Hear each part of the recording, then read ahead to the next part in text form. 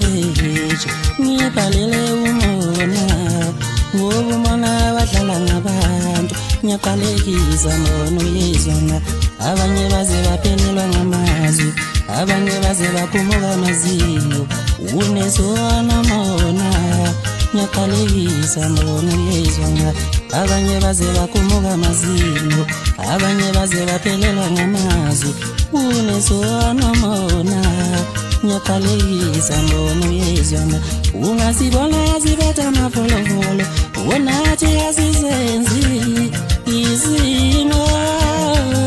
lomkhulu namathatha ungasibona yazibetha amafolofolo wonathi asizenzi izimo